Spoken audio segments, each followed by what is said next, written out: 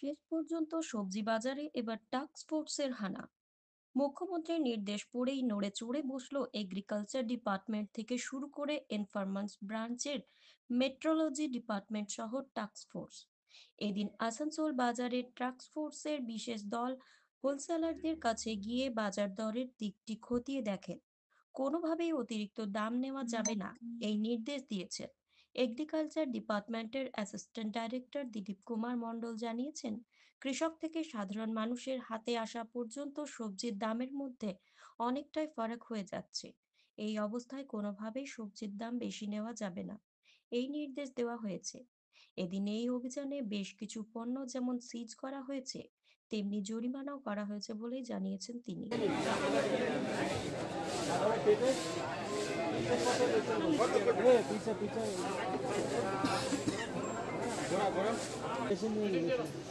Machine কাজ হচ্ছে না, দিয়ে দাও। महंगाई तो बहुत ज़्यादा था, लेकिन आज अचानक ही महंगाई कम हो गया, पता नहीं क्यों। इसीलिए मैं भी सब्जी ले लिया दो तीन पर।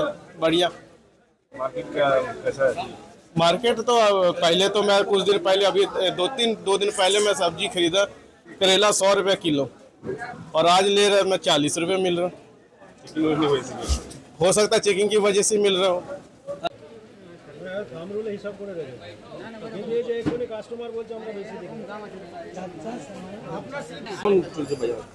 বাজার তো বেশি দাম আছে সব। किसी दाम है? বাঁধাকপি, আলু, পেঁপে, পটল, সব পটলটা একটু কম আছে, সবই তো দাম আছে। হ্যাঁ, किसी ले आप लोग? আমি পেঁপে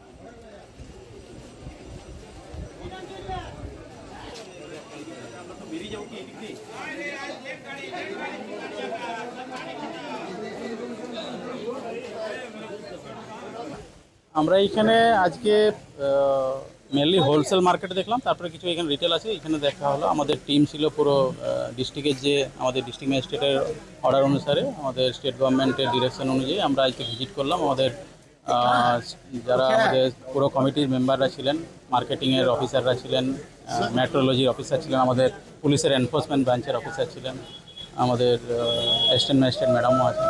তো আমরা যেটা এখানে দেখলাম যে আমাদের ইভেন এইখান থেকে যেটা হোলসেল মার্কেট থেকে এসে নিয়ে এইখানে যখন রিটেল আসছে, সেখানেও একটা বড় দামের ডিফারেন্স হয়ে যাচ্ছে। তো আমরা এখানে তাদেরকে বললাম যে এত দাম বাড়তি নেওয়া যাবে না, আমাদের এই ভিজিট চলতে থাকবে এবং রেগুলার বেসিসে চলতে থাকবে।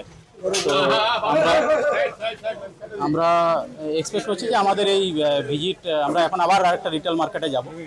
তো রিটেল মার্কেটে এরকম ইয়ে করে আমরা চাইছি যে যাতে কোনোভাবেই আমাদের যারা সাধারণ ক্রেতা আছে তারা যাতে না কোনোভাবে ঠিকঠাক দামে যাতে পান, রিজনেবল রেটে যাতে পান। ঠিক আছে।